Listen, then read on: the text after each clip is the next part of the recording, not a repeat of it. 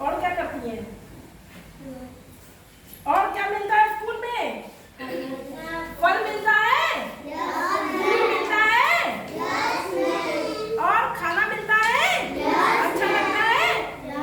और क्या होता है? एक्टिविटीज होती हैं, अच्छी लगती हैं? Very good. आज का कोटेशन देखेंगे बेटा। बोलिए, think more, speak less. Think more, speak less. Think more, speak less, इसका क्या मतलब हुआ? थिंक मोर, ज्यादा सोचिए, स्पीक लेस माने कम बोलिए। कम बोलिए, ज्यादा सोचिए। Think more, speak less means कम बोलिए, ज्यादा सोचिए। कई लोग होते हैं हर समय बक करते रहते हैं। अच्छे लगते हैं ऐसे लोग आप लोग? हमें क्या करना चाहिए? कम बोलना चाहिए।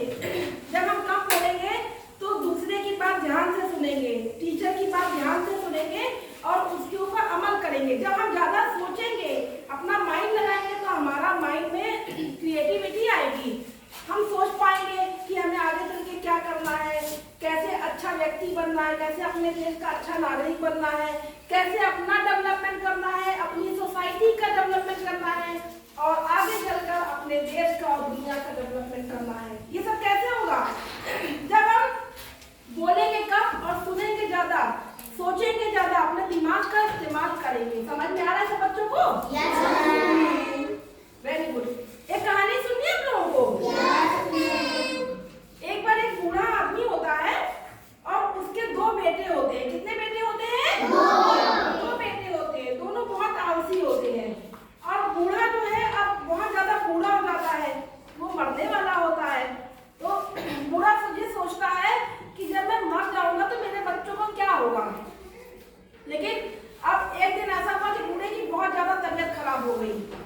तो उसने अपने दोनों बेटों को बुलाया और कहा कि बेटा अब मैं इस दुनिया से जाने वाला हूँ। क्या कहा? अब मैं इस दुनिया से जाने वाला हूँ। अब तुम लोगों के लिए मैंने जो हम लोगों का खेत है, उस खेत में एक बहुत भारी खजाना छिपा के रखा है। जब मेरे मरने के बाद तुम लोग उस खेत से वो खजाना निकाल लेना, है ना? और ये कह के वो बूढ़ा व्यक्ति मर गया। अब जब बूढ़े के मरने के बाद वो लोग खेत में गया, उन्होंने सारे खेत की खुदाई कर डाली, है ना? सारा खेत खोद डाला, लेकिन उनको कहीं पे भी वो गड़ा हुआ खजाना नहीं मिला। अब वो लोग बड़े चिंतित हुए, वो लोग सोचने लगे, उनको टेंशन हो गया कि मेरे पापा ने तो मरते समय बोला था, पिताजी ने तो मरते समय बोला था कि खेत में खजाना डाल रखा है, लेकिन खजाना तो यहाँ पे है नहीं। तो वो लोग गए, गांव के मुखिया के पास गए और अपनी सारी बात बताई। तो गांव के मुखिया ने कहा कि तुम लोग एक काम करो। उन्होंने उसको बीज दिए, दोनों बच्चों को बीज दिए, गेहूं के बीज दिए। कहा कि ये गेहूं जो है तुम अपने सारे खेत में, जहां जहां तुमने खेत तो खोद ही डाला है, उसमें गेहूं बिखेर दो, है ना? गेहूं बो दो और उसमें रोज पानी डालो, है ना? तो रोज पानी डालो, खाद डालो, धूप दिखाओ, है ना? तो उन लोगों ने वही किया। उसके बाद जो है उसमें से गेहूं की बम्पर फसल उगाई, है ना? खूब अच्छी फसल निकली और यही फसल जो थी, इसको देख के ये जो फसल लहलाने लगी उनके गांव में, उनके बाग में, तो इस फसल को देख के वो लोग इतने खुश हुए, वो लोग समझ गए कि यही जो फसल है यही उनके पिताजी का छिपा हुआ खजाना है। छिपा हुआ खजाना है ना वो। तो उनके पिताजी यही कहना चाहते थे कि अगर आप परिश्रम करोगे बेटा, अगर आप मेहनत करोगे, परिश्रम करोगे, तो आपको जिंदगी में हर सफलता मिल जाएगी, आपको सब कुछ मिलेगा। समझ रहे हैं? तो हमको क्या करना चाहिए? खूब परिश्रम करना चाहिए, है ना? आलसियों के तरीके नहीं बनना चाहिए। अगर हम आलस करेंगे तो हमें कभी कुछ नहीं मिलेगा। ठीक है? आज हम एक कहानी पढ़ने वाले हैं। देखो क्या नाम है बच्चों? बोलो, गुड़िया की बिल्ली। क्या नाम है? गुड़िया की बिल्ली। गुड़िया की बिल्ली। बिल्ली कितने बच्चों ने देखी है? कितने बच्चों ने बिल्ली को प्यार किया है? अच्छी लगती है? Very good.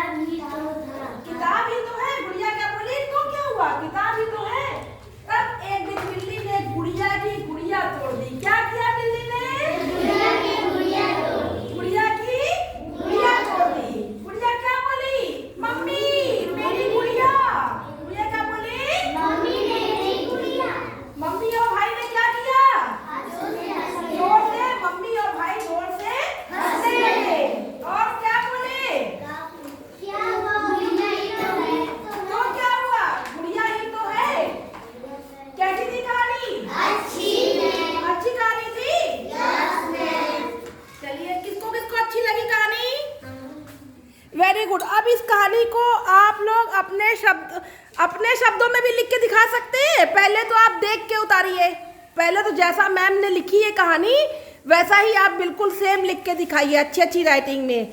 और उसके बाद बिना देखे कितने बच्चे लिख सकते हैं इस कहानी को, अपने मन से लिख के दिखाएंगे अपने शब्दों में। कितने बच्चे लिख के दिखाएंगे? Very good. पहले आप जो मैम ने लिखी है कहानी उसको देख के लिखिए, फिर अपने शब्दों में इस कहानी को लिखिएगा, ठीक है।